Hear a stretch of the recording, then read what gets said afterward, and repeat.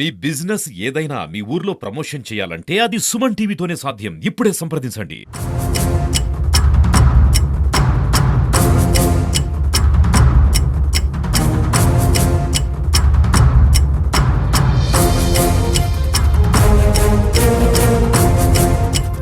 విశాఖపట్నం భీమిలి నియోజకవర్గం శ్రీ శ్రీ శ్రీ వరాహ లక్ష్మీ నరసింహస్వామి ఈరోజు నిజరూప దర్శనం అయితే కనుక అక్షయ తృతీయ రోజు ఇస్తున్న పరిస్థితి.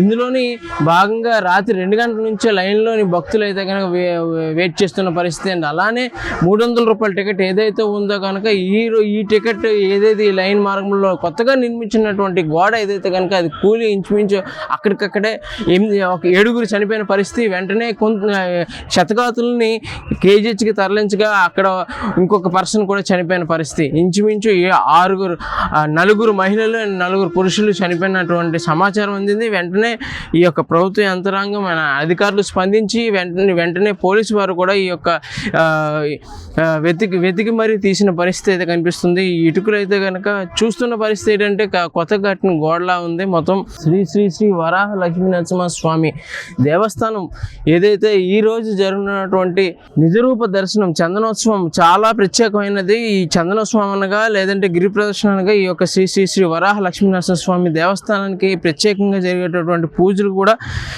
వేరుగా ఉంటాయి. ఈ రోజు కేవలం 1,00,000కు పైగా భక్తులు వచ్చి దర్శించుకునే పరిస్థితి అయితే కనిపిస్తూ ఉంది. అండ్ ఆల్రెడీ ఈ 1,00,000కు పైగా 1,00,000 నుంచి 1,50,000 మధ్యలో అయితే కనుక భక్తులు వస్తారని కూడా సమాచారం అయితే అందిన పరిస్థితి.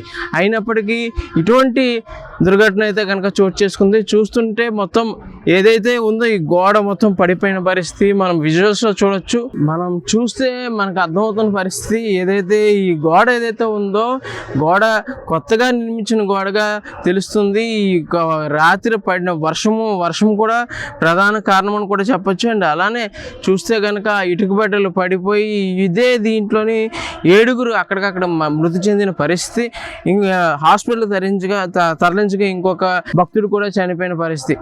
ఇంచుమించు 15 మందికి పైగా తీవ్ర గాయాలు కూడా అయినాయి. వీళ్ళందరినీ దగ్గరలో ఉన్నటువంటి కేజీహెచ్ హాస్పిటల్కి అయితే కనుక తరలించిన పరిస్థితి. ఇది 300 రూపాయల టికెట్. ఈ 300 రూపాయల టికెట్ తీసుకున్నటువంటి భక్తులు ఈ మార్గంలో వెళ్ళి దర్శించుకోవాలి.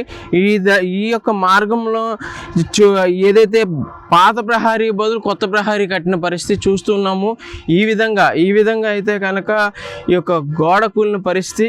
మొత్తం కొత్తగా కట్టిన గోడ అని చెప్పొచ్చు. పూర్తిగా నిజరూప దర్శనానికి చందనోత్సవం పిలుస్తుంటారు. చందనోత్సవం అత్యంత అద్భుతంగా ప్రతి ఏటా జరుగుతున్న పరిస్థితి.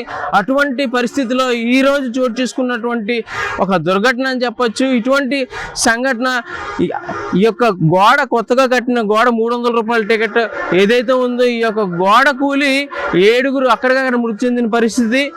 అలానే ఇంకొక భక్తులు కూడా ఈ యొక్క కేజీహెచ్ హాస్పిటల్ తరలించగా హాస్పిటల్ మృతి చెందిన పరిస్థితి.